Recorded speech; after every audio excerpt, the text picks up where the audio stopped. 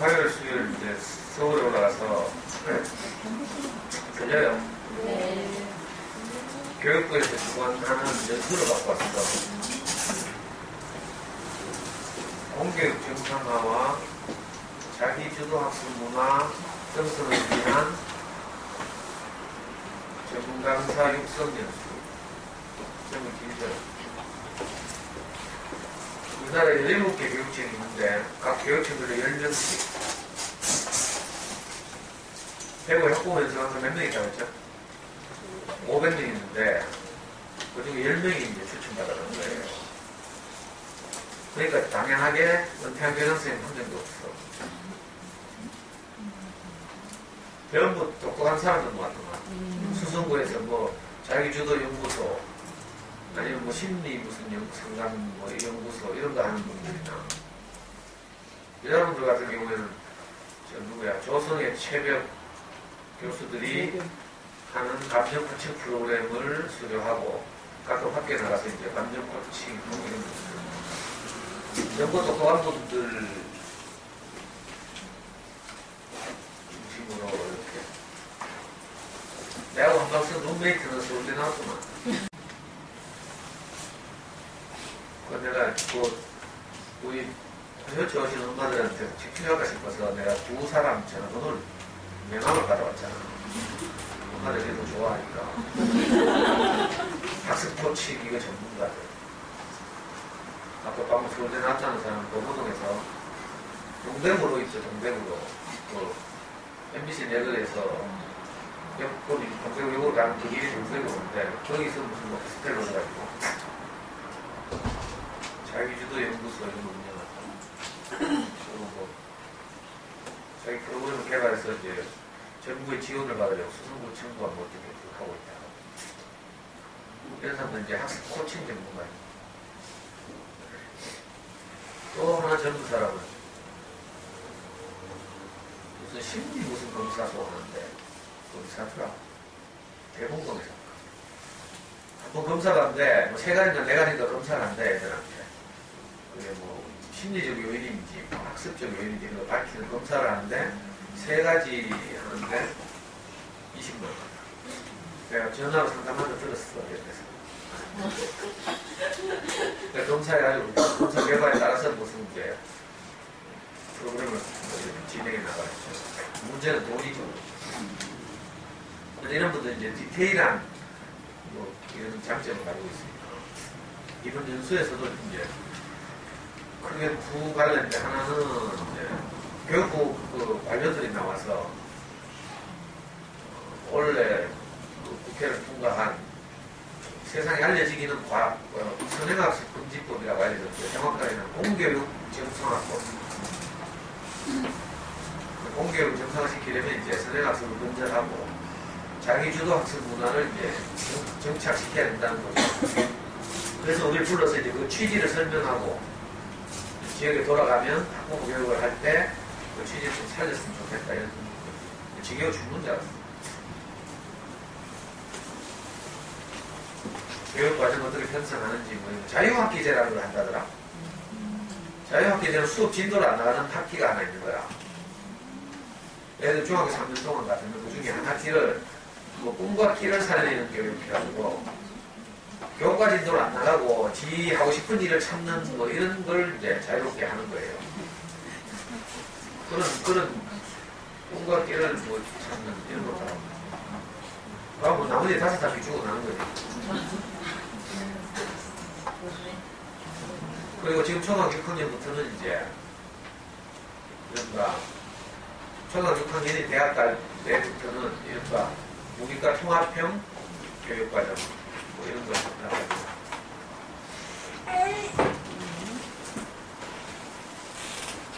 이제 강사들 연수를 진행하는 대부분의 사람들 하나는 교육부 관련된 그런 정책을 설명하고 이런 거고 다른 하나는 이제 전문적인 코칭 그 회사에서 나와서 코칭하는 거 코칭 자기주도 학습 코칭 근데 딱 들어보니까 이런 걸 구체적인 이런 디테일을 엄마들이 원하겠구나 싶더라고. 애들 공부를 잘하려면 교과서를 가지고 어떻게 공부해야 되는지 이런 거 이제 구체적으로 이제 우리한테 알려줘. 근데 대부분 그 연수 참가사람들 다 할 때 다 코칭 프로그램 밟았거나 MBTI 다 했고 저만 이제 그렇고 저는 관련 전공자다. 이거 다 보니까 영대 교육학과 아니면 경대 교육학과에서 박사과정을 밟았거나 지금 밟고 있고 다 있는 사람들. 그리고 상업적으로 이제 현장에서 실제로 그런 일을 이제 하고 있는 사람, 젊은 사람들. 작년에 대구시 교육청에서 연수를 받을 때 한 반이었던 아줌마 하나 있는데, 그때 그 아줌마는 우리 한 반에 30명 있었는데, 30명 중에 박수를 제일 많이 받은 아줌마예요. 이게 완전히 프로지만, 이 사람은 명함이 뭔가 하면, 이미지 컨설턴트. 그러니까 여자가 손동작, 몸짓, 인사하는 태도 이런 게 다 꾸며져 있어. 완전히 무슨 말인지 알겠죠? 이미지 컨설턴트. 그래 그때 우리 이제 강의 시연을 할 때 이렇게 전부 돌아가면서 실습하고 이랬거든요. 교육청 연수 받을 때. 그리고 이제 그 우리가 듣고 평가하고 이런 게 있습니다. 이 아줌마는 그렇게 너무 완벽하게 하니까 막 교장선생님들 쫓아가서 명함 받고 막. 근데 내가 웬만한 사람들 같으면 이제 장단점을 저도 평가하고 할 텐데 이분한테 평가를 못 하겠더라고. 왜냐하면 평가에는 독설이 나가야 돼. 진정성이 없군요. 이렇게 해야 됩니다. 그런 말 하면 안 되잖아. 너무 상처잖아. 요즘 말로 하면 영혼이 없고. 근데 그분은 이제 그런 테크닉이 아주 뛰어난 거야. 화사하게 웃으면서 표준말 쓰고 상냥하게 이렇게 뭘 할 수, 강의하고 이런 걸 잘하더라고. 그런 것도 이제 추천받아고 할때. 전부 이제 대구 바다에 참가를 하시는데.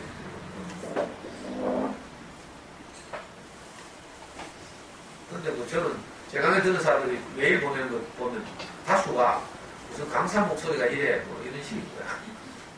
그 처음에 거부감이 생겨서 껐딱하고 뭐. 이번에 듣던 아줌마 매일 뭐 계속 오는데 식인지라가 껐대 무슨 강사가 말투가 이렇고 막 태도가 이렇고 다시 검색했대 유튜브에 잠수내 강사. 근데 또 선생님 강의가 또 뜨더라. 유튜브 잠수내 아무리 검색해봐도 다른 강의가 없는데. 잠수내는 상업적 사이트니까 그럼 유튜브에 올릴 리가 막무하고. 그래 할 수 없이 꼽지만 들었대. 그러다가 자기가 마음이 열려가지고 메일이 얼마나 오는지 매일 답장해달라고 했잖아. 답장해주면 또 오고 또 답장해주면 또 오고. 이미 내 할 말 다 했거든? 내 할 말은 뭐겠어요? 응? 좀 크게 말해봐. 내가 뭐라고 대답하겠어요? 강의를 꾸준히 한번 들어보십시오. 자기 형편도 어렵고 애들 사교육시키면 형편 안 되고 근데 애들 잘 키우고 싶고 어떻게 하면 좋겠냐. 선생님이 가르친 대로 하겠다고 하고 엄마들이 저 만나면 다 익하거든요. 선생님 시킨 대로 할게요. 좀 시켜보세요. 시키면 바로 넘어간다니까. 왜 자기 생각과 다르거든요. 우리 목사님 우리가 찾아가 상담하는 있잖아요. 항상 얘가 무슨 말을 들으려고 왔는지를 찾아봅니다. 우리 목사님 자기가 하고 싶은 말을 하는 분이 아니고 항상 이 사람이 무슨 말을 필요로 하는가를 딱 생각합니다. 왜? 자기가 듣고 싶은 말을 안 하면 삐져가지고 다음부터 안 하고 전혀 관계가 계속 돼야 뭐 좋은 날도 오고 할 거 아니겠어요. 그 이제 아이들 잘 키우려면 어떻게 해야 돼? 결국은 내 안에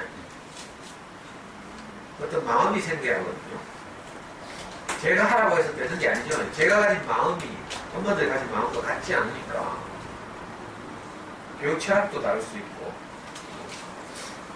성격도 다르고 형편도 다르고 아이도 다르고 집안의 문화도 다르고 다 다르니까 제가 아이를 키웠다고 똑같이 그렇게 할 수는 없거든요. 그렇기 때문에 강의를 계속 듣다 보면 엄마들 안에 나는 이렇게 하면 되겠구나 하는 이 창의적인 마음이 생기죠.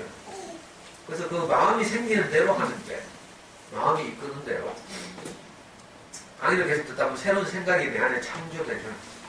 그 생각이 나를 이끌어가거든. 우리가 몸이 있지만 몸은 생각에 따라 움직이죠. 그러니까 생각을 새롭게 하는 것이 필요해요. 이전에 내가 알고 있던 동네 어린이들로부터 들었던 아니면 뭐 학원이나 TV 같은 데서 흔히 말하는 이런 가치관을 가지고 있으면 그 가치관에 따라서 내가 자율교육을 하게 되고, 그래서 이제 우리가 이런 강의를 듣는 거죠. 부모교육을 받는 이유가 들어서 내 생각을 새롭게 하는 거죠. 바꾸고. 그러면 그 새롭게 된 생각을 따라서 또 아이를 키우게 됩니다. 그래서 그 어머니한테 강의를 꾸준히 들어보십시오. 이렇게밖에 말할 수가 없어. 강의를 듣다 보면 새로운 마음이 생기죠. 그러니까 진짜 지겨웠는데 이번에 진짜 내한테 도움이 된 강의가 딱 하나 있었는데, 인문학 특강.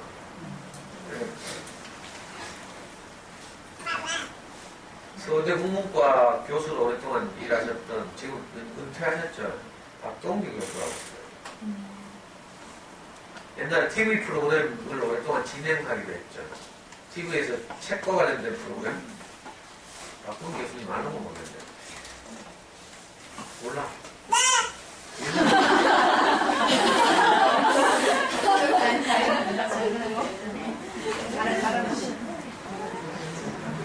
박목월의 아들이야.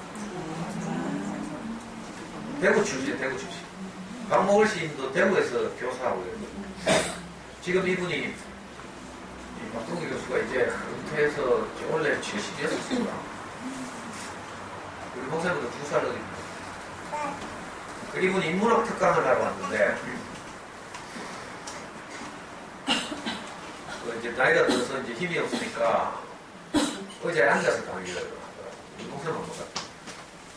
그런데 막 젊은 사람들에게 막 아주 막 힘있게 우리를 막 꾸짖더라고.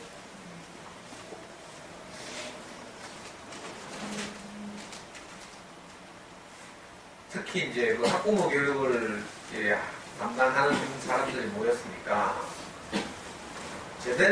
제대로 된 학부모 교육을 하려면 어떻게 해야 되는가에 대해서 이제 우리한테 이제 자기 살아온 것을 짜내가지고 엑기스를 우리한테 이렇게 말씀하셨거든요. 2가지를 이야기하더라고요. 좋은 학부모 교육을 하려면 그 인생에 대한 깊은 이해가 있어야 된다.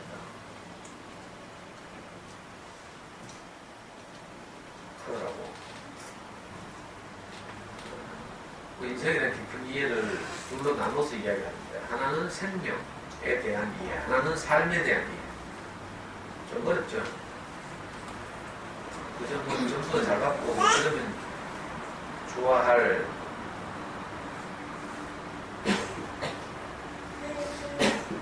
우리 이렇게 평범한 사람들에게 아주 수준 높은 강의였어요.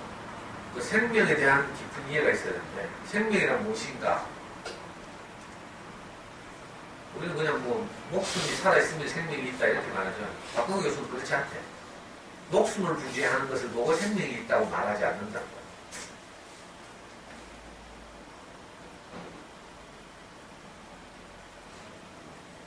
그 문학적으로 이분은 표현하신다는데, 생명이 있다는 말은 살아가는 이유가 있다. 삶의 목표가 있다. 이걸 보고 생명이 있다 이렇게 말한대요. 그 목표도 그냥 우리가 말하는 애 공부 잘 시켜서 좋은 대학 보내고 뭐 이런 수준의 목표가 아니고, 내가 왜 살아있는지, 왜 살아가는지에 대한 이분은 자기 정체성 이렇게 말합니다. 그래서 뭐 이렇게 세상에서 이런 생각하시는 분이 있구나 이렇게 알았죠. 그냥 생명이 목숨 붙어 있는 걸 보고 생명이 있다고 말하지 않는다는 거. 또 하나는 살아간다는 말에 대한 이해. 살아가다, 삶의 동사형이 살아가다 저는 명사는 삶이잖아. 삶에 대한 이해. 살아간다는 말은요 똑같은 말인데, 살아가다 할 때 가다라는 말은 목표가 있다는 뜻이에요. 우리가 집 밖을 나간다 이렇게 말하죠. 아침에 애들이 전부 집을 나섰죠. 어디로 갔어요? 학교라는 목표가 있죠. 아빠들은 직장이라는 목표가 있어요. 그래서 집 밖을 나가다 할 때 가다는 목표가 있다 이런 뜻이에요. 그래서 사람이 적어도 어떤 목표를 가지고 살아야 한다는 거죠. 느낌을 가지고 이렇게 말하더라. 이 목표는 문학적으로 표현하면 느낌이라고 할 수 있대. 그래서 이 느낌을 가지고 살아야 한대요. 예를 들면 이렇대. 이분이 예를 든 것은 봄에 벚꽃이 활짝 만개하잖아요. 벚꽃 보고 와 이쁘다 하는 것은 느낌이 아니래. 그건 비명이래. 비명. 와 벚꽃 이쁘다 이렇게 감탄하고 하죠. 우리 그걸 이제 느낌이라고 하는데 이분이 볼 때 그건 느낌이 아니고 비명이래. 비명. 자, 느낌이란 적어도 무엇인가? 이 삶과 관련해서 느낌이란 벚꽃이 저렇게 보면 활짝 피는 것을 보고 야 나도 저렇게 활짝 핀 삶을 살고 싶다. 이게 이제 느낌이죠. 무슨 말인지 알겠어요? 네. 그런 뜻 하죠.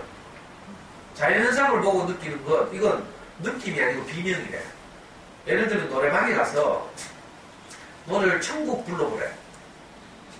카타르시스는 좀 느껴질지 모르지만 내 삶이 변하진 않는다는 거야. 느낌이 없어서 그렇다는 거예요. 아이돌을 보고 막 박수를 치고 막 하죠.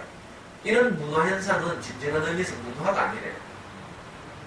그냥 비명이지 비명. 이분은 이제 문학가니까 시인이시니까 그래서 자기 인생의 문화를 개발해야 된대. 내 인생은 이렇게 살았습니다 하는 우리 제가 하는 말로 하면 자기 간증 이분의 표현은 자기 인생의 고백 내 생명이 이렇게 성장했습니다. 난 이렇게 살면서 이렇게 변화했습니다 하는 자기 고백이 있는 삶을 살아야 남들에게도 학부모 교육을 할 때나 이럴 때도 남들을 설득할 수 있다는 거죠. 자기 문화를 형성하라 이렇게 말하더라고. 그러면 사실 말씀이 문화란 말은 영어로 뭐예요? 컬처죠. 문화 컬처의 동사가 뭐예요? 어? 컬처는 명사잖아. 영어 선생님 없나? 컬처의 동사가 뭐예요?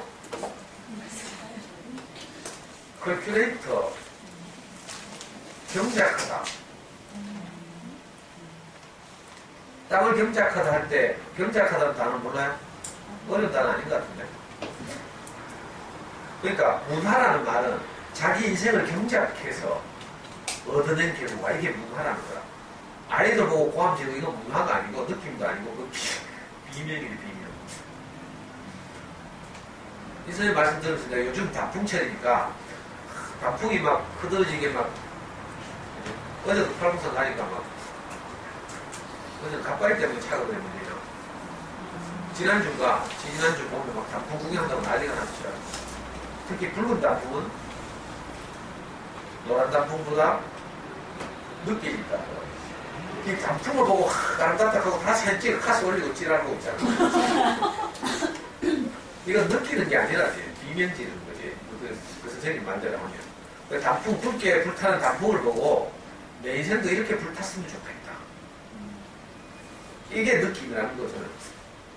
이렇게 살아야 합니다.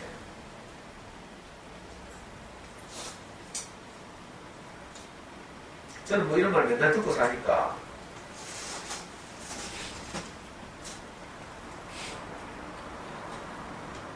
크게 감동이 없던데 옆에 앉은 어떤 놈이 앉아. 이게 ADHD인지 뭐 왔다 갔다 하면서 뭐 이 명강의를 듣는데 한 자리에 앉아 안 듣고 뭐 저리 가가 물 들어오고 뭐 제가 박정희 강의 들어서 이거 아이패드로 필기하고 이러니까 또 내 이거 화면 막 쳐다봤다가 내 머리 휘끗휘끗한 거 보다가 어디 막 감동하는 거라. 이 머리 휘끗휘끗한 나이 많은 사람 아이패드 가지고 막 자기자기로 막 하니까 그렇게 했다가 뭐 근데 옆에서 계속 아멘 이렇게 하고 있죠. 제가서 왔는데 괜찮을까봐 그래서 제가 교회 다니려고 그러니까 좋아가지고 있잖아. 선생님도 교회 다니세요. 그렇다 하니까 장로님이세요. 그래서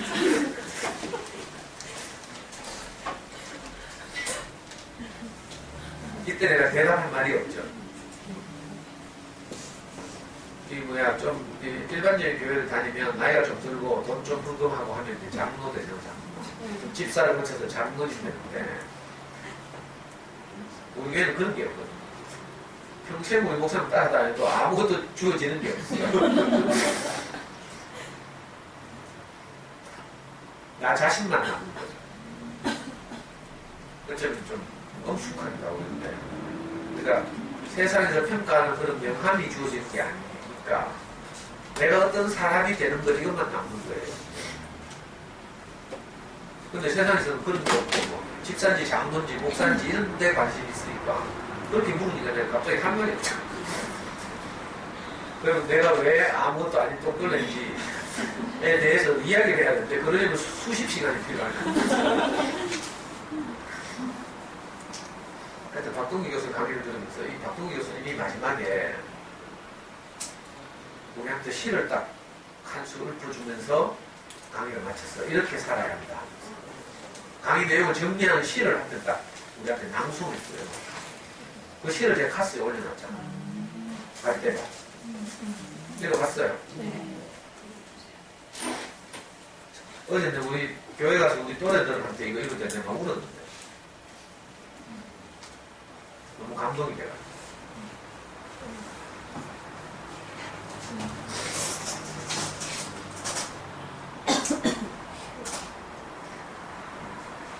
이런 좋은 시를 올려놔도 좋아요도 안 누르고.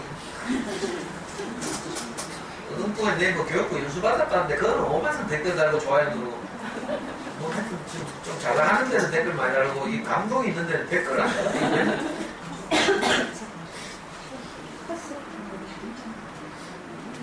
읽어볼게요. 갈대밭 비빈수. 죽고 싶다 생각될 때 갈대밭에 가보라. 결코 홀로 서 있지 않을 것이니 바람에 몸을 내맡기고는 머리 꼿꼿이 세우지 않을 것이니 하얀 손 내밀어 서로 쓰다듬고 보듬어 쓰러지지 않을 것이니 그리하여 갈 때는 가을 겨울에도 살아있는 꽃이 되는 것이니 생의 짐이 어깨를 짓누를 때 갈대밭에 가보라. 세상에 혼자 있는 것은 없는 법이니. 아주 짧은 시죠. 근데 이 시를 딱 박동기 교수가 읽는데 바로 내가 드는 생각이 야 내게는 이미 갈대밭이 있구나 이런 생각이. 김동기 교수님은 과연 이런 갈대밭이 있는지 모르겠어. 그래서 세상을 이렇게 생각하는 건지. 여기 보면 제가 특히 감동적인 게 바람에 몸을 내맡기고는 머리 꼿꼿이 세우지 않을 것이니 하얀 손 내밀어 서로 쓰다듬고 보듬어 쓰러지지 않을 것이니 그래야 갈 때는 가을 겨울에도 살아있는 꽃이 되는 것이니. 이번 제 동생이 이제 암 걸렸다 했죠. 3기인 줄 알았는데 경부에 암센터 가서 이제 차례대로 이렇게 MRI 찍고 검사를 받아보니까 한 주는 검사 받으니까 간에 전이됐다고 그 다음 주에 또 가니까 간에 뭐 7군데가 전이됐대. 이번 수요일에 가니까 4기래. 만취율도 현저하게 낮대. 우리 안에서 있던 인간적 기대가 시간이 흐를수록 무너져가죠. 근데 신기하게 우리가 이렇게 이 주변에서 또는 가족 중에 이런 일이 있으면요 이 남한테 참 알리기 어렵죠. 거북하고 또 위로 같지 않은 위로도 또 억지로 받아야 되니까 그것도 괴롭고 이래가지고 우리 주변에 어떤 분은 암에 걸려서 출근하는데 모든 친지들과 연락을 끊고 와이프하고 딱 이렇게 어디 전라도 어디 가서 여행하시는 분도 있어요. 왜냐면 다른 어떤 것도 위로가 안 되니까. 근데 제 동생한테는 늘 함께 살던 이 갈대밭이 있는 거야. 똑같은 갈대. 사실은 뭐 여러분들은 늘 말하지만 내 동생 보고 엄마들 안 그랬다니까 안 됐다고 방금도 눈빛이 막 안타까워하고 이러네. 근데 사실은 내 동생만 그런 게 아니고요. 우리 모두가 태어날 때부터 수명이 제한되어 있죠. 그러니까 좀 못되게 말하자면 우리 출생 때부터 이미 사형 선고를 받고 있어. 큰 잘못을 저지른 사람들 사형 판결을 가끔 받죠. 근데 사형 판결 받고 나서 집행이 언제 되는지는 몰라. 그런 드라마 있었잖아. 영화 있었죠, 영화.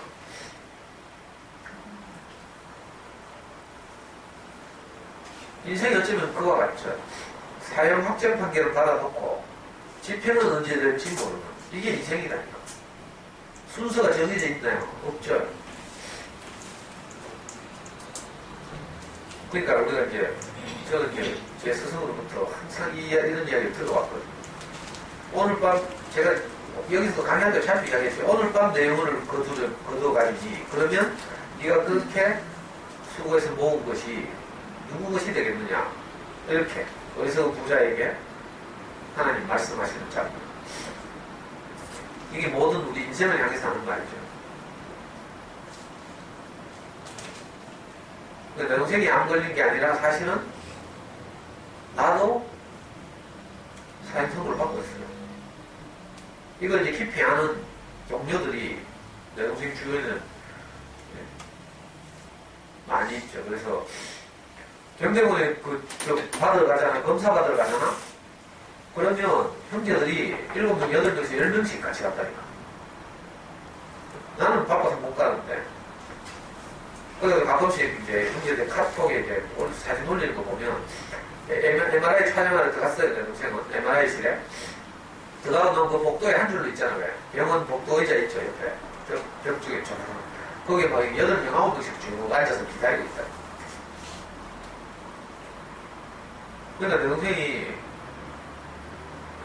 자기만 그렇다고 생각이 되지 않고 모든 인생이 그렇다 이걸 아니까 뭐 크게 낙담하거나 절망하거나 이러지 않는다고. 그리고 아까 박동계 선생님이 말한 것처럼 사람은 왜 사는가에 대해서 분명히 알거든.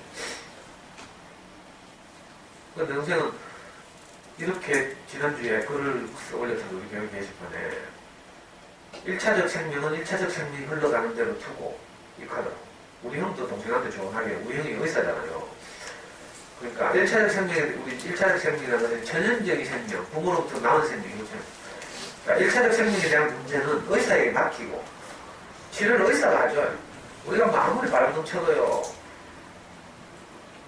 우리가 아는 뭐 이런저런 뭐 치료요법 많이 있죠. 자연치료도 있고 민간요법도 있고 많은데 어느 하나도 장담할 수 없는 거죠. 어떤 사람에게 그게 아주 효과가 있어서 막 기적적인 일이 일어나기도 하지만 그게 모든 사람에게 적용되지 않거든요.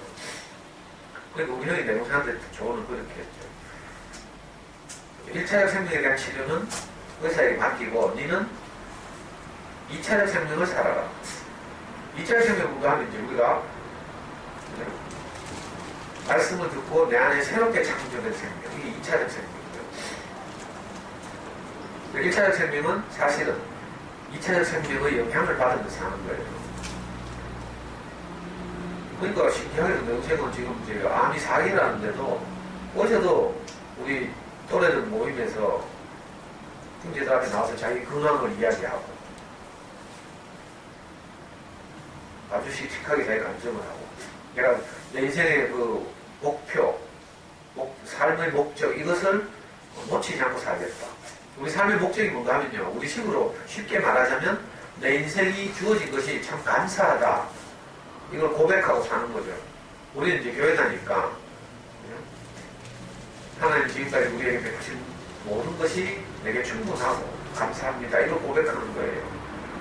그리고 우리가 이제 소시민적으로 가족 단위에서는 우리가 소중한 가족들을 더 아끼고 사랑하고 격려하고 이렇게 사는 거죠. 책임을 전가하고 막 질책하고 이렇게 사는 게 아니라 제가 인생 수업 이야기 많이 했죠. 오늘 내 동생 목포 간다 하더라고. 목포에 가면 이제 목포에 사는 우리 교회 형제들 몇 명 있거든요. 목포에 사는 그 형도 이제 암 때문에 투병하고 이래가지고 최근에 이제 많이 회복되고 이래가지고 그 형이 이제 초청을 했어. 그래서 우리 교회 형제들 내 동생과 내 동생 주위에 있는 형제들이 10몇 명이 이제 목포로 갔대. 암 사기인데 이렇게 되면 보통 이제 집안에 처박혀서 인생을 한탄하거나 슬퍼하거나 막 자기를 연민하거나 이렇게 살잖아요. 근데 어떤 사람들은 이 갈대같이 자기 머리를 빳빳하게 세우지 않고 있잖아요.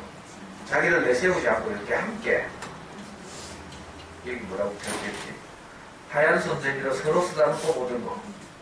근데 갈대가 진짜 연약한 것 같은데 쓰러지지 않잖아요. 더군다나 그 갈대가 상했다면 성경에 뭐 이런 말이 있어요.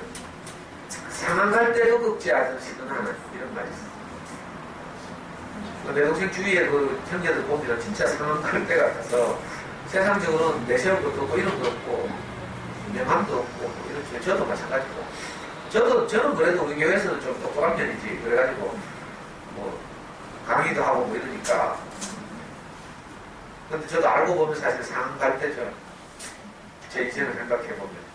근데 이게 서로 힘이 되고 격려가 되고 이러니까 제 동생은요, 신기하다고. 우리보다 앞서서 그런 이제 모범을 보이고 사신 분들이 많이 있지만, 암과 싸워서 이기고.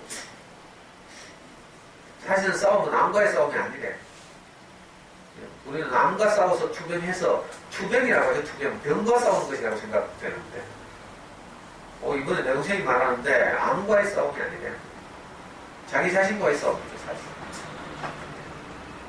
암이라는 환경, 뭐 이런저런 환경들이 내게 찾아오잖아요. 근데 그 환경과 싸우는 것이 아니에요, 사실. 그 환경을 통해서 내 인생은 왜 이렇게 원망스러운가? 나는 왜 이렇게 불행한가? 왜 내한테만 이런 재수 없는 일이 일어나는가? 이런 생각이 자꾸 들죠. 이런 생각과의 싸움입니다. 그래서 이 생각과 싸워서 이기면 내가 비록 암에 걸렸더라도 내 인생이 감사하고 충분하고 부족함이 없다고 고백하게 되죠. 그러니까 사실은 암과의 싸움이 아니에요. 우리는 내 환경과 싸우는 것이라고 생각했죠. 그래서 환경을 자꾸 바꾸고 개선하면 내 인생이 행복해질 것이라고 생각하지만 그렇지 않죠. 환경이라는 건 우리가 바꿀 수 있는 범위의 한계도 있고 바꿀 수 없는 환경이 더 많고요. 결정적이고 못 바꿔. 자식이 태어났어. 이 자식의 유전자를 내가 어떻게 바꿔요? 못 바꾸죠. 공부 잘하는 유전자로 확 바꿔서 얼마나 좋을까만. 이런 게 안 되거든요.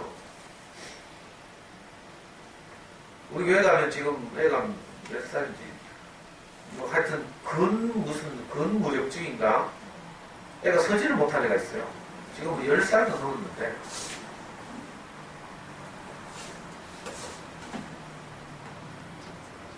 근데 이 젊은 부모가, 여러분들 또래예요. 부모, 이 아이의 부모가. 목사님한테 가서 아이를 이렇게 낳았는데 이렇다, 상태가 이렇다 하고, 목사님 이름 지어주십시오 하니까, 목사님 이 아이에게 근원이라는 이름을 지었어요. 근원.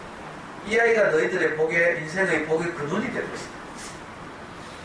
객관적으로 생각하면 너무 절망적이잖아요. 애가 일어서지를 못해, 지금도. 항상 웃고 있어, 애가. 근데 일어서서 자기 몸을 못 가져요. 얘들이 몇 살쯤 됐지? 한 40 되는 거지. 근데 목사님한테 이름을 지어달라고 하니까 목사님이 이름을 근원이라고 지었다니까. 그리고 이 두 부부는 그걸 전혀 절망으로 여기지 않아요. 다른 건 못해도 애가 어떻게 잘 치료해가 몸을 가물게 하거나 이런 건 못하는데 이 엄마가 하는 말이 이 아이의 얼굴에서 웃음이 떠나지 않게 할 수는 있겠다 이 생각이 들 거야. 그래서 이 엄마 아빠가 온 마음을 다해서 이 아이를 사랑하죠. 그래서 아이는 항상 생글생글 웃고 있어요. 가끔씩 카스에도 가끔씩 사진 올라오는데 두 부부가 맞벌이를 하니까 이모가 내려와서 이 아이를 돌보고 있어요. 근데 그 아이 때문에 이 엄마 아빠 인생이 정말 겸손해진 거예요. 인생은 내 뜻대로 되는 것이 아니구나 하는 것을 안 걸리고도 알 수 있는 거야. 그러니까 이 두 젊은 내외는 정말 자기 인생이 겸손했어요. 겸손이니까 복되게 된 거죠. 내 뜻대로 살 수 없는 것이 인생이고 내 것을 깊이 알게 됐으니까. 다른 절망적인 사건을 겪지 않아도 그 아이의 출생을 통해서 이걸 자기 인생에 새기게 된 거예요. 그래서 이 젊은 부부의 인생의 행복의 근원이 된 거예요, 이 아이가. 그래서 근원이라고 얘기죠. 전에도 가끔 이야기했지만 우리 교회 다운증후군 나이가 안 했어요. 원래 중학생, 고등학생 나이인데 다운증후군이 뭔지 알죠? 다운증후군은 일찍 죽는다더라. 이 엄마 아빠는 전부 다 2살 많아요. 옛날에 그래서 우리 호주의 엄마들하고 그 겨울 캠프할 때 초청했잖아. 이 다운증후군 아빠를 초청해서 강의도 시키는데 이 아빠한테서 우리가 그때 아주 큰 감동을 받았죠. 이 아빠는 자기 아이를 키우면서 항상 아이보다 반발짝 뒤에서 따라 아이를 앞에서 이끄는 게 아니라 이 엄마는 옛날에 교원에서 이렇게 서울에 살 때 교원에서 생활했는데 교원에서 책 외판하고 이거 하잖아요. 그런 걸 할 때 보통 웬만한 사람들 아이를 숨겨놓고 이렇게 같이 안 다니죠. 이 엄마는 항상 그 다운증후군 걸린 아이를 항상 데리고 다녔어요. 그러다 너무 대구에서 목사님 곁에 살고 싶어가지고 이 사람들이 대구로 이사 왔어. 이 형이 그 서울시의 그 유명한 공무원이었죠. 토목과 근무하는 그 직급도 높고 이랬다니까 7급이고 5급이고 이랬는데 대구로 이사 올라오니까 자리가 안 나는 거야. 그래가지고 나는 9급이라도 괜찮다 해가지고 달성군청 토목과에 9급으로 갔어. 세상에 있을 수 없는 일이죠. 출세나 뭐 지위하고 아무 상관이 없으니까 인생의 행복은. 그러다 내려왔어요. 이 아이 처음 태어날 때도 목사님 이름을 지었는데 이 아이 이름을 뭐라고 지은 줄 알아요? 복음이라고 해요. 복음. 복된 소식이다 이런 뜻이. 우리가 생각할 때는 이런저런 환경에서 우리 아이가 이렇게 태어나면 너무 절망스럽잖아요. 근데 목사님이 딱 보니까 그게 아닌 거라 인생은. 이 아이가 너희들에게 복된 소식이 될 것이다. 이 두 부부가 이 복음을 키우면서 지금 얼마에 15년 이상을 이 다운증후군 아이를 키우고 있어. 언제 자기가 떠날지 모르는 거라. 그러니까 어떻게 해요? 최선을 다해서 아이를 사랑하는 거야. 우리는 애가 건강하니까 패기도 하고 막 저같이 진짜 인간 안 된 저 같은 사람은 막 애한테 칼도 들고 나오고 진짜 지옥같이 살았죠. 지옥같이. 근데 이 아이가 복된 소식이라는 거예요. 어떤 눈으로 보는 거예요. 지난주에도 제가 말했지만 우리에게 주어진 형편과 사정 이걸 보는 눈이 우리에게 있잖아요. 다 형편과 사정 안에 갇혀서 내 형편은 이런데 내 사정은 저런데 이렇게 말하고 있어요. 그런데 어떤 다른 눈으로 보면 그 형편과 사정 너머에서 우리가 추수할 수 있는 훨씬 복된 어떤 것들이 있다. 그러니까 형편과 사정만 보는 눈을 가지고서는 이거 도저히 이걸 볼 수 없죠. 그래서 형편과 사정에 갇혀서 절망하고 막 이러는 거예요. 근데 신기하게도 우리가 다른 말을 듣다 보니까 형편과 사정 너머에 있는 다른 것을 보는 눈, 이게 생기는 거야. 이걸 마음의 눈이라고 하죠. 자, 여러분들이 제 강의를 들으면서 제 목표는 뭔가 하면 여러분들한테 이 눈이 생기는 거예요. 이 눈이 생기면 내 형편과 사정과 상관없이 얼마든지 복되게 살 수 있어요. 이 두 형은요, 이 형과 이 누나는 내보다 2살 많은데 이 아이로 인해서 자기들 인생이 정말 겸손해진 거라. 이 형은 2살 많은데 사람에 대한 태도나 이런 거 보면요, 어떻게 사람이 저렇게 부드러울 수 있나. 주변은 머리가 숙여진다. 그런데 우리 호시원치에서 온 많은 엄마들에게 이분이 그렇게 말하더라고요. 자기는 항상 아이보다 반발짝 뒤에서 아이를 따라간다. 이렇게. 아이가 자기 인생을 이끄는 거죠, 사실. 이제 우리하고 차원이 다른 말이죠. 그러니까 이런 사람들이 갈대밭을 이루고 있어요. 그러니까 진짜 갈대밭이 있으면 이 민숙이라는 여자에 대해서 내가 연구를 좀 해봐야 돼. 어떻게 이런 식으로 생각하는가. 이걸 보고 그래 순천만 갈대밭을 가야지 이렇게 생각하면 이건 느낌이 있는 거예요, 없는 거예요. 그래 내 인생에서 갈대밭은 어딜까, 내 인생의 갈대밭은 뭐 누굴까 이렇게 생각해야죠. 이게 요즘은 엣지 엣지 이 시를 읽으면서 순천만 갈대밭을 가야지 이렇게 생각하면 진짜 참 다복다 다복다. 그래서 마침 또 제가 이런 좋은 강의도 듣고 해서 박동 교수부터 오늘 우리 텍스트를 프레드리고 그랬어요. 프레드는 제가 많이 이야기했죠, 여러분들한테. 왜 오래 나오신 분들이 이거 지겹도 없을 거야. 이거 다 알죠? 알아요? 이게 워낙 유명한 책이기도 하고,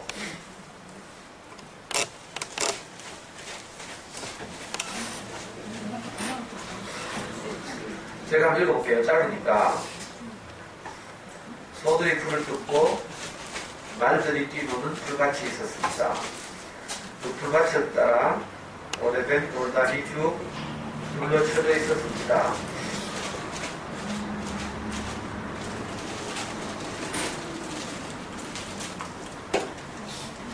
덕건과 곳간에서 가까운 이 돌담에는 수다쟁이 들쥐 가족의 보금자리가 있었습니다.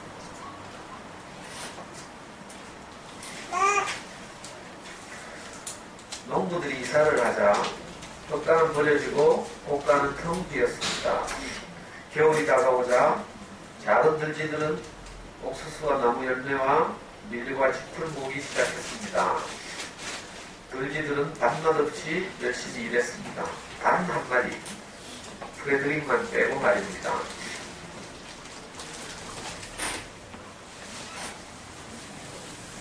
프레드릭, 넌 왜 일을 안 하니? 들쥐들이 물었습니다. 나도 일하고 있어. 난 춥고 어두운 겨울날들을 위해 햇살을 모으는 중이야. 프레드릭이 대답했습니다. 어느 날 들쥐들은 고만히 앉아 풀밭을 내려다보고 있는 프레드릭을 보았습니다. 들쥐들은 또다시 물었습니다. 프레드릭, 지금은 뭐해? 색깔을 모으고 있어. 겨울엔 온통 잿빛이잖아. 프레드릭이 짤막하게 대답했습니다.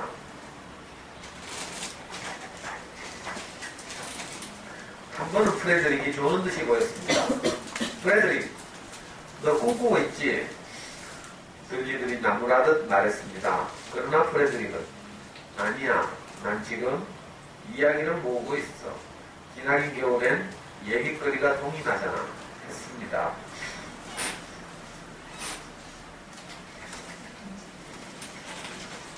겨울이 되었습니다. 첫눈이 내리자 작은 들쥐 5마리는 돌담 틈새로 난 구멍으로 들어갔습니다. 처음엔 먹이가 아주 넉넉했습니다. 들쥐들은 바보 같은 늑대와 어리석은 고양이 얘기를 하며 지냈습니다. 들쥐 가족은 행복했습니다.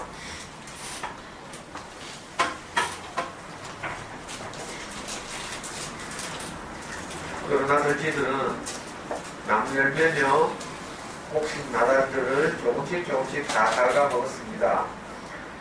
집도 다 떨어져 버렸고 옥수수 역시 아슬아한 추억이 되어버렸습니다. 돌담 사이로는 찬바람이 스며들었습니다. 들쥐들은 누구 하나 제달되고 싶어 하지 않았습니다.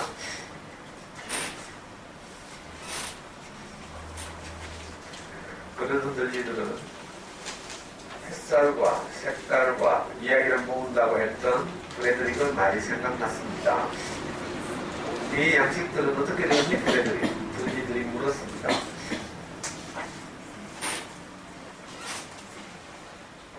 프레드릭이 커다란 돌 위로 기어 올라가더니 눈을 감아봐.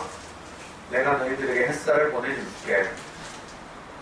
찬란한 햇빛 햇살이 느껴지지 않니? 했습니다. 프레드릭이 햇살 이야기를 하자 4마리 작은 들쥐들은 몸이 점점 따뜻해지는 것을 느낄 수 있었습니다. 프레드릭의 목소리 때문이었을까요? 마법 때문이었을까요?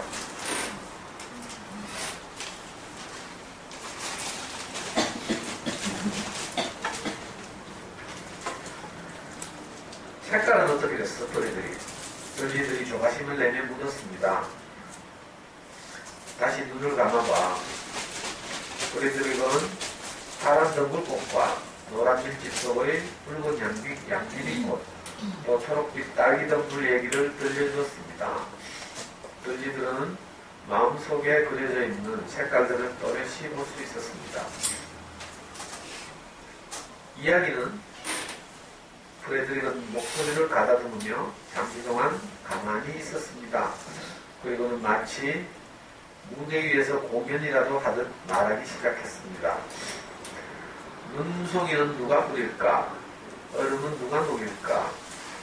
굳은 날씨는 누가 가져올까? 맑은 날씨는 누가 가져올까? 6월의 네이클로버는 누가 피워낼까? 나를 저물게 하는 건 누구일까? 달빛을 밝히는 건 누구일까? 하늘에 사는 들쥐 4마리, 너희들과 나 같은 들쥐 4마리. 봄쥐는 소나기를 몰고 온다네. 여름쥐는 온갖 꽃의 색칠을 하지. 가을쥐는 열매와 밀을 가져온다네. 겨울쥐는 오들오들 작은 몸을 웅크리지. 계절이 내심이 얼마나 좋아? 넘치지도 모자라지도 않는 딱 4계절.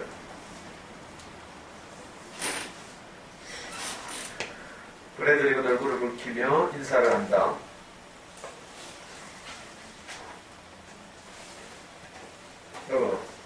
그전에 밑에가 안 읽었네. 그죠? 브래드리 이야기를 마치자 들쥐들은 박수를 치며 감탄을 했습니다. 브래드리, 넌 시인이야. 브래드릭은 얼굴을 붉히며 인사를 한 다음 수줍게 말했습니다. 나도 알아.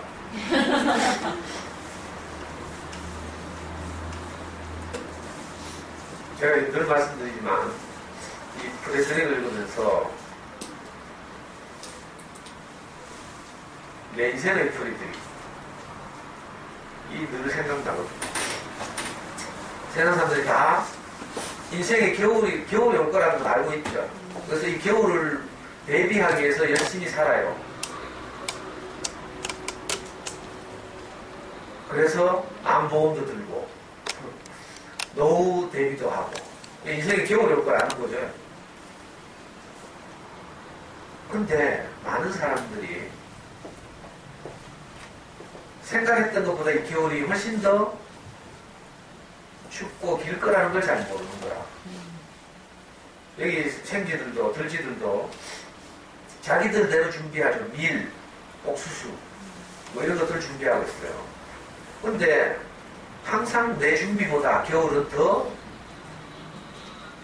길고 춥고 무서운 거죠.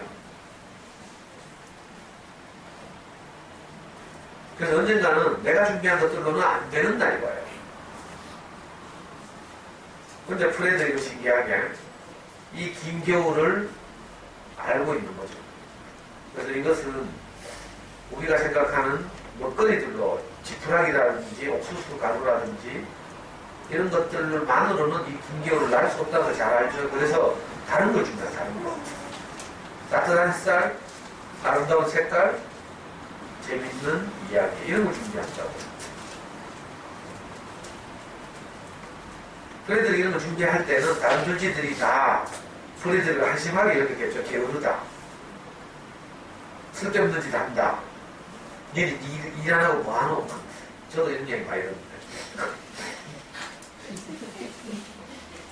그러니까 프레드릭은 남이 이제 이렇게 그 비난하고 욕하는 것을 감수하면서 자기 인생의 겨울을 준비할 뿐만 아니라 사실 다른 사람들의 다른 들쥐들의 겨울도 걱정하는 거죠. 오늘 프레드릭 보니까 시간이 지나서 진짜 겨울이 너무 길고 이래가지고 옥수수도 다 떨어지고 지푸라기도 이제 없고 이러니까 어떻게 해요? 프레드릭을 찾아오잖아요. 그래서 프레드릭이 나눠주는 따뜻한 햇살을 쬐면서 이 추운 겨울을 견디고 또 재밌는 이야기를 들으면서 아름다운 색깔을 함께 누리면서 이렇게 살아가는 거죠.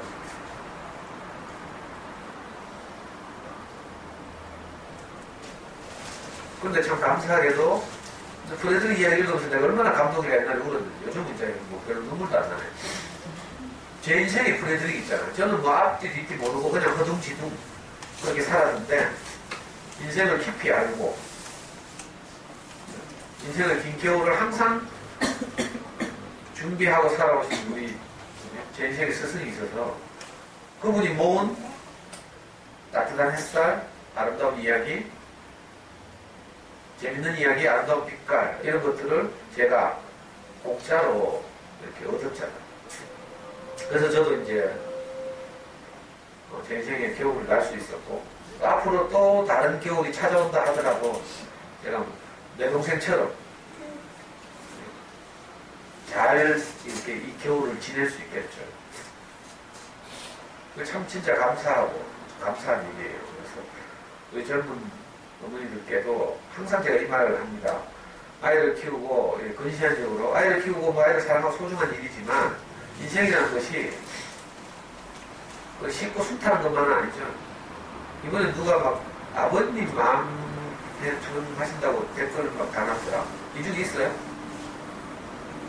제가 가스에 글을 올리니까 한 분이 누구지? 아버지가 위독하다고. 여기 없는 분인가?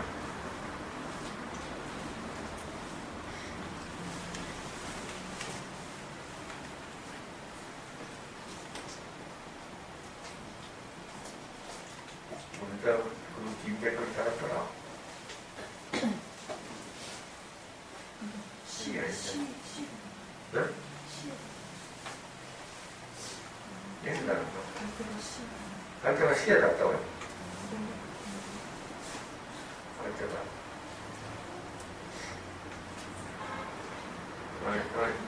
여기 이금영 씨 여기 없지? 이게 누구지 이분이?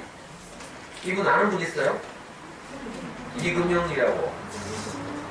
저랑 이름은 똑같습니다. 아니야? 네. 이분 계속 좋아요 누르고 하는데 누구지? 아니야, 이분 누구 하더니 저하고 아는 사람 아무도 없어요. 아무도 없어? 그럼 학교에서 강의 들었던 분인가? 이분이 자기 아버지가 암으로 투병하고 있다고 위독하다고 듣고 있다고 그랬는데 여기 이분도 여기 잠수의 연관데 그러니까 살다 보면 이제 항상 겨울이 다가오죠. 자기에게서 일어날 수도 있고 자기 사랑하는 소중한 부모 형제 이런 가족에게서도 이런 일이 일어날 수 있고 봄, 여름, 가을, 겨울이 있는 것이 이렇게 인생이죠. 그러니까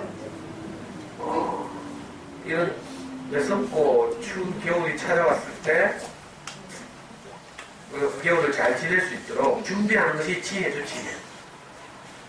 이 프레드릭이 준비했던 것처럼 의외로 뭐 암보험 또 뭐 교통사고 무슨 보험 뭐 실비 뭐 요즘 뭐 실비보험 뭐 이런 것도 있더라. 나는 돈을 못 벌어 보험 하나도 안 들어나 그런데 왜 나 걱정 하나도 안 해요. 뭐 노후가 어떻게 될지 뭐 굶어 죽게 하겠나 이런 생각도 있고 진짜 중요한 걸 준비해야 되는 거죠 사실은. 프레드릭이라는 그게 그림책을 읽으면서 이 진짜 덕질을 이야기 짧은 이야기를 통해서 우리에게 말하고자 하는 이 시사하는 게 정말 크죠. 물론 이렇게 읽어내는 사람들이 잘 없긴 하지만 저는 프레드릭을 읽으면서 항상 내 인생이 능숙해지고 그래서 내가 항상 무엇을 준비해야 되겠구나. 뭘 준비하겠어요? 소중한 가족들과 더 사랑하고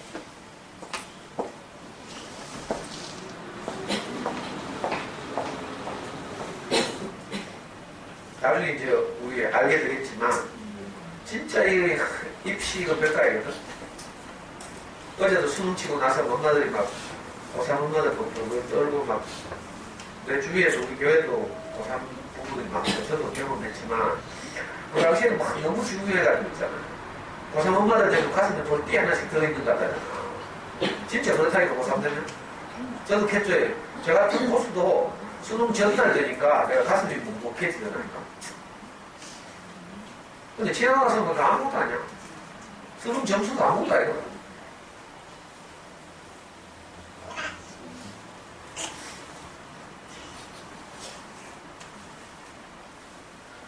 그러니까 진짜 중요한 것이 무엇인지 이걸 이제 우리가 늘 이렇게 생각하면서 인생을 좀 영혼 있게 살아요. 영혼 있게. 제가 어쩌면 이렇게 헌신처 가서 늘 이렇게 여러분들 이런저런 말씀을 드리는 것도 어쩌면 저처럼 여러분들도 예기치 않은 겨울을 맞이할 수도 있거든요. 그때 진짜 미력이 있죠. 어떤 업무를 하는 환경이 나를 찾아와 봐야 이 평소에 들었던 말이 얼마나 위력적인 말인지 나를 살리는 것인지를 알 수 있게 돼요.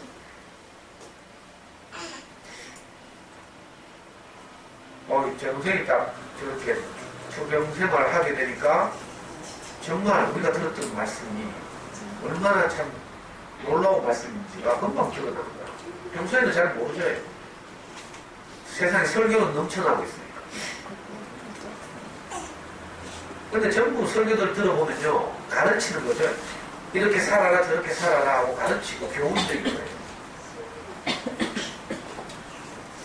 이렇게 전에도 말씀드렸지만, 우리를 가르치는 말은 내게 와서 소화되기 어렵죠. 맞는 말인 줄 알아. 법륜스님 말씀 예를 들어보면 진짜 설득력 있거든요. 현장에서 증문즉설하고 막 하죠. 근데 이게 내게 와서 소화될 그런 양식이라 해야 되는데 이게 잘 안 되는 거야. 소화되려면 어떻게 해야 된다고요? 내가 상대방보다 더 작아져야 된다고 했죠. 흡수가 되려면 내가 상대방보다 더 작아지고 잘게 부서지고 조리되어야, 그죠? 전적인 재료는 절대 소화 안 되죠.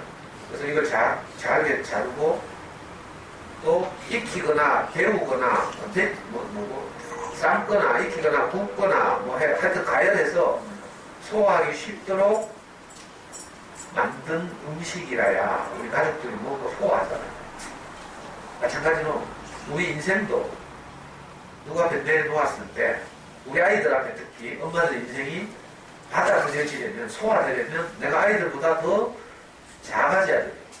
아이들 입속으로 쏙 들어갈 만큼 작아져야 음식이. 그래서 식을 수 있고 위를 통해서 소화돼서 당으로 변화하는 거죠. 저는 늘 이런 이야기 듣고 살았어요. 내가 소화할 수 있도록 자기 자신을 내보다 더 잘게 부숴가지고 잘난 척하는 게 아니라 항상 자기 인생의 실패 이런 걸 경험을 우리 앞에 전시해서 그 말을 들으면 거부감 없이 내게 술술 들어오는 거야.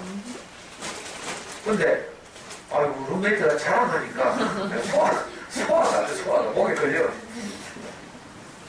답답하고 이게 소통이 안 되는 거거든요. 자기 사랑하는 사람들 딱 만나면 소통이 안 된다니까. 여기 엄마들 모임 가서 최근에 바꾼 차 자랑을 하거나 명품백을 자랑하거나 이러면요, 겉으로는 우리가 야 좋겠다 축하한다 하지만 이 속이 불편하죠. 소화가 안 돼.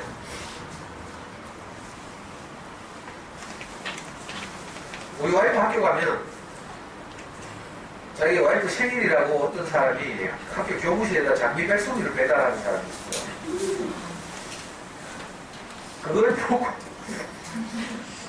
그걸 보고 동료 선생님들이 얼마나 부럽겠어요. 우리 와이프도 그거 보고 와가 막 내한테 가더라고. 이벤트. 그래도 속으로 기도했어요. 장미 백송이를 선물한 그 마음으로 집에서도 그렇게 진짜 살았으면 좋겠다. 그렇게 사니까 그렇게 하겠지.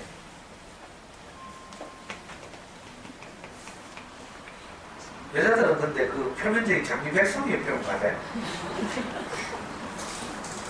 내 인생을 자기 앞에 드린 줄 모르고.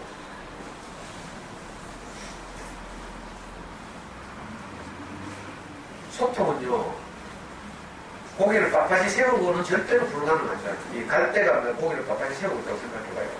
진짜 소통이 일어나지 않거든요. 엄마는 어릴 때 이렇게 잘했어. 이거 가지고는요, 아이들하고 소통이 일어나지 않아요. 아이들하고도 우리가 흘러들어가지 못하죠.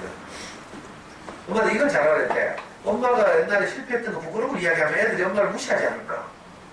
이런 생각.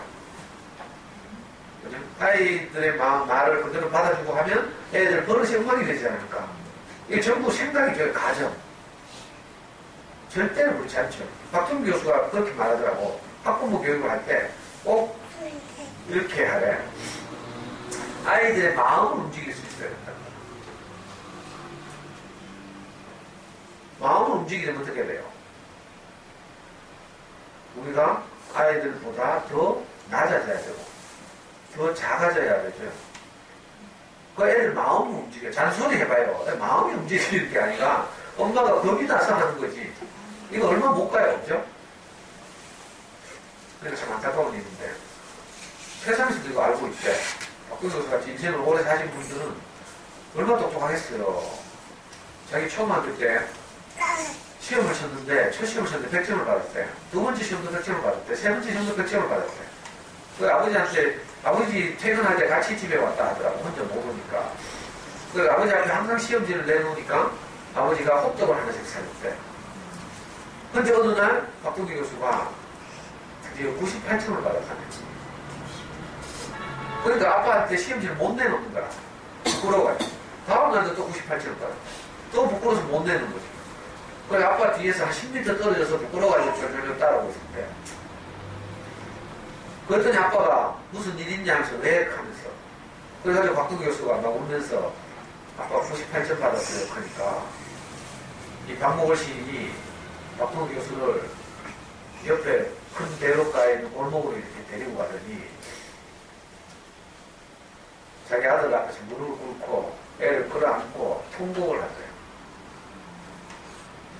아빠가 잘못했다. 정말 미안하다.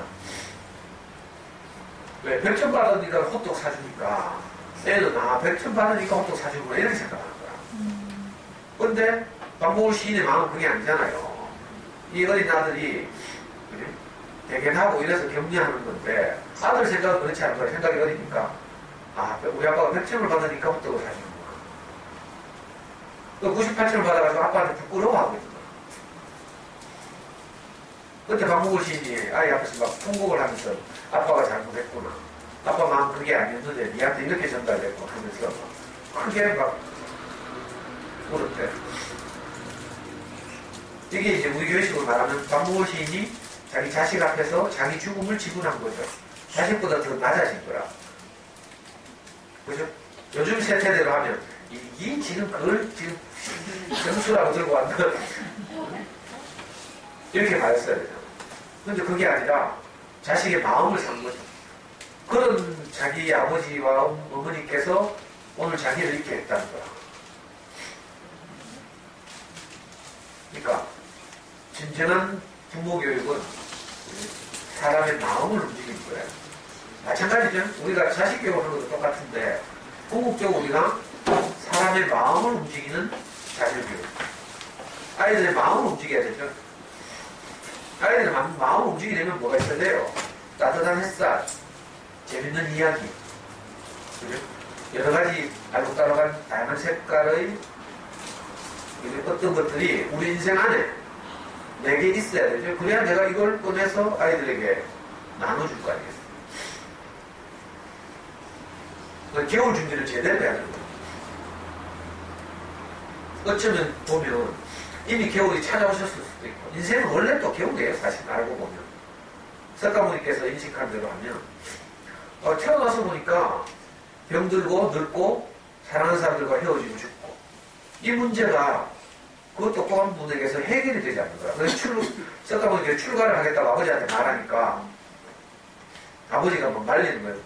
나가지 말라고. 그 석가모니 부처님의 아버지가 작은 왕국의 왕이었죠. 왕. 내가 모든 걸 다 해줄 테니까 나가지 마라. 자식이 걱정되니까. 그랬더니 석가모니께서 아버지한테 이 네 가지 문제에 대해서 대답해 주시면 내가 출가를 하지 않겠습니다. 그 네 가지가 그거였다잖아. 왜 사람은 병드는지, 늙어가는지, 소중한 사람들과 헤어져야 하는지, 여기 죽게 되는지, 여기에 대해서 대답해 주십시오. 그러면 내가 나가지 않겠습니다. 이렇게 말합니다. 이 인생은 뭐예요? 사실 인생은 출생부터 어쩌면 겨울일 수도 있다. 근데 우리 젊을 때는 힘이 있어서 잘 모르죠. 내 부모님의 보호를 받고 살아서 그렇기도 하고 뭐든지 내 마음대로 될 것 같기도 하고 그래서 그런데 이제 한 30, 내가 나이를 자꾸 물어보잖아. 40 넘어가면 이거 확실히 알게 돼. 30대로 어쩌면 이제 학교 보내보고 하면 이제 이게 내 뜻대로 안 되는 거야. 그죠? 학교라는 사회 안에서 친구들과 관계하고 담임선생님과 관계하고 하면서 수많은 일들이 일어나요. 최근에도 누가 또 뭐 애가 학교에서 싸웠다고 하는 문자가 왔어. 초등학교 1학년짜리 학교를 들어갔는데, 어젠가 애가 학교에서 싸웠다고 뭐 다니는 연락이 왔어요. 그 아이한테 뭐라고 말해줘야 되냐고 나한테 문자가 왔어. 그래서 내가 이렇게 말하라고 했지. 어디 다친 데 없나? 우리 아들 속만 이상했겠다. 이렇게 말하라고 했어. 근데 이 엄마는 뭐라고 말하고 싶은 거 알아요? 뭐라고 말하고 싶겠어요? 싸우는 건 나쁜 거야. 절대 싸우면 안 돼. 이렇게 말하고 싶은 거야, 엄마들은. 이게 가르치는 거죠, 전형적으로. 싸움이 나쁜 건 애들도 다 알아. 그걸 말하는 잔소리야. 이건 이제 자녀교육식으로 전문적으로 말하면, 자주 말씀드렸죠? 아이들에게 발생한 문제에 포커스를 맞추지 말고, 그 문제 뒤에 있는 아이들의 마음을 주목하라. 이게 문제 초점과 정서 초점 이렇게 본다고 했죠. 문제 초점을 맞추면 왜 싸움? 누가 먼저 때렸어? 니는 몇 대 때렸는데? 엄마도 이런 거 계산한다니까? 저거 아이가 더 맞았다 하면 더 속상하고 싸움 나보다 해놓고 있잖아. 저거 애가 3대 때리고 4대 맞았어. 그러면 속상하고 말이죠. 이게 이제 문제 초점, 문제 일어나는 이대에 관심을 가지는 거죠. 아, 이런 데 관심을 가지는 거야. 그런데 정서 초점이라고 했죠. 어떤 문제가 발생해서 우리 아이가 얼마나 마음이 상했을지, 얼마나 당황했을지, 선생님 혼날까 얼마나 막 가슴 두근거렸을지, 이런 데 관심을 가져야죠. 그래야 애들 마음이 열려. 그래서 학교에서 일어나는 모든 일을 엄마한테 말할 수 있게 되는 거죠. 근데 그렇지 않고, 우리가 가르치면 싸우면 나쁜 거야. 절대 싸우면 안 돼. 이렇게 말하면. 때로는 속상할 때 싸움도 해야 되죠. 싸움이 좋은 건 아니지만. 그래서 아이들의 마음을 움직이는 이런 준비를 해야 돼요. 이 젊은 엄마가 전체적으로 강의도 많이 듣고 현재 꾸준히 안 나와. 듬성듬성 나오니까 하더라고. 무슨 말을 해야 될지 모르겠대요. 싸움은 나쁜 거라고 가르쳐야 되죠. 이렇게 하더라고. 근데 그렇게 말하지 말고 어디 다친 데는 없어? 많이 상했겠다. 이렇게 아이들 마음부터 만지라고 하니까 나중에 대답이 와서 왜 저는 이런 말이 바로 생각을 안 하는지 모르겠어요. 왜? 사건에 주목하니까. 아까 암에 대해서 말했죠. 병에 주목하면 병과 싸운다고 생각하는 거야.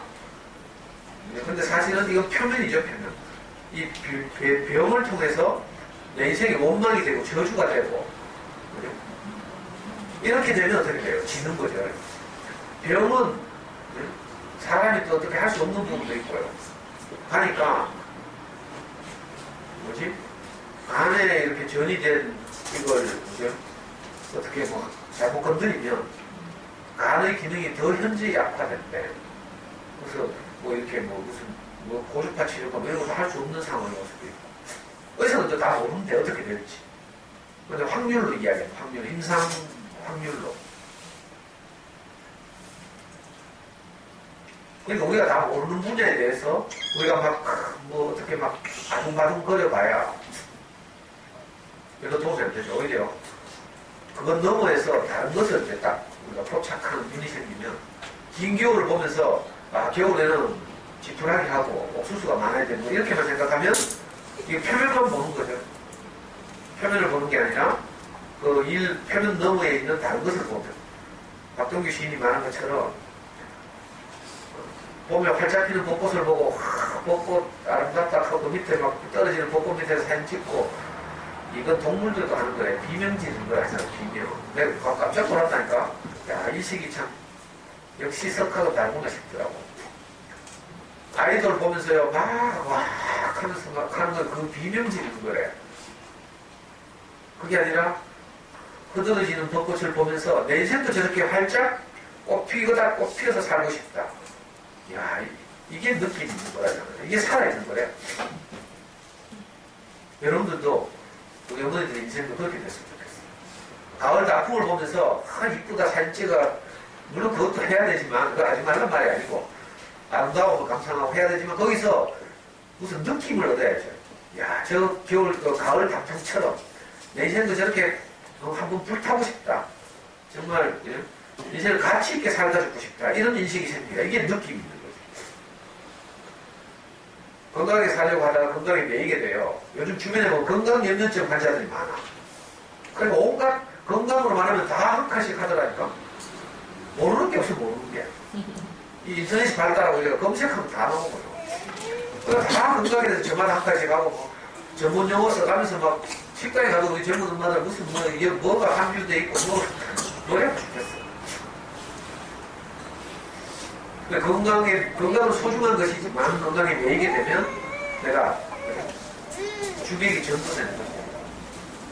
우리 어시없이 오시는 분들도 그러니까 꾸준히 빠지지 말고 나오고 듬성듬성 나와가지고 이 상황이 발발했을 때 이거 무슨 말을 해줘야 될지 모르겠어. 선생님 갑자기 문자 날리고 내가 시킨 대로 뭐 연극 대사인 거지. 내가 되겠어. 내 안에서 이게 영혼이 담긴 말이 나와야 되잖아. 그러려면 우리 안에 이게 프레드릭처럼 남들의 엉뚱한 거 할 때 지푸라기 하고 뭐 옥수수 가루 준비할 때 다른 걸 준비해야 돼. 그래야 뭐 내가 갈대밭에 가야 돼. 갈대밭에서 고개 빳빳이 세우지 않고 서로를 쓰다듬고 위로하고 이렇게 살아야 되죠. 제 소원은 뭔지 알아요? 우리 호정치가 갈대밭이 됐어.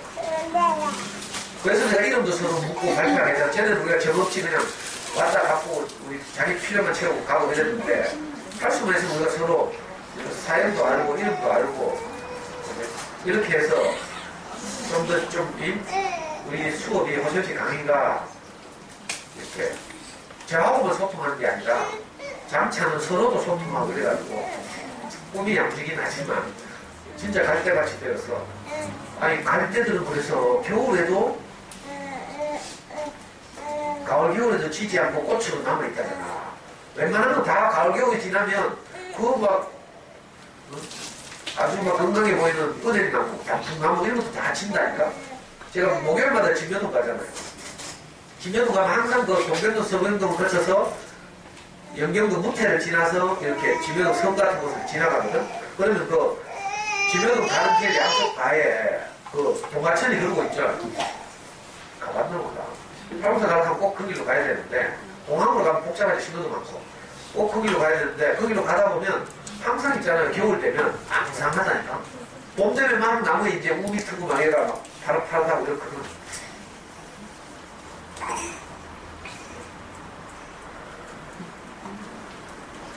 이 프레드릭처럼 우리가 내 주변에 그러니까 프레드릭이 많아야 되죠. 재밌잖아요. 이 프레드릭의 작가가 누구라고? 예, 으뜸현미의 작가라고. 으뜸현미는 거기서 작은 물고기들이 이렇게. 근데 오늘 이 시인은 뭐라고요? 이 연약한 갈대, 연약하지만 꺾이지 않는. 그래서 가을 겨울에도 꽃이라고 살아남는. 앞으로 지금부터 이제 순천만 갈대밭 가면 진짜 멋진 풍경이 펼쳐지죠.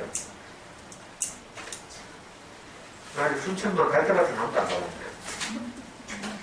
갑자기 갈대밭 가고 싶은 생각이 느낌이 없죠. 그 느낌을 안고 갈대밭도 가보는 거야. 그럼 훨씬 더 살아있는 느낌이.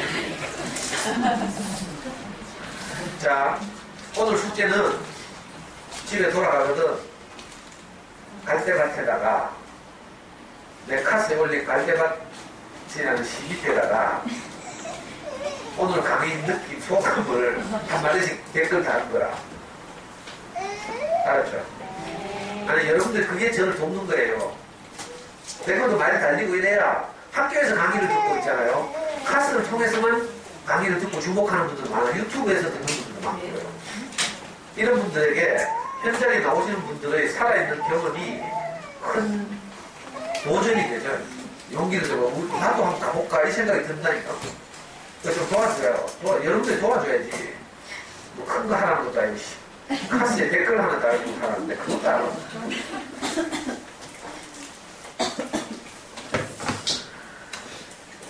알았죠? 네.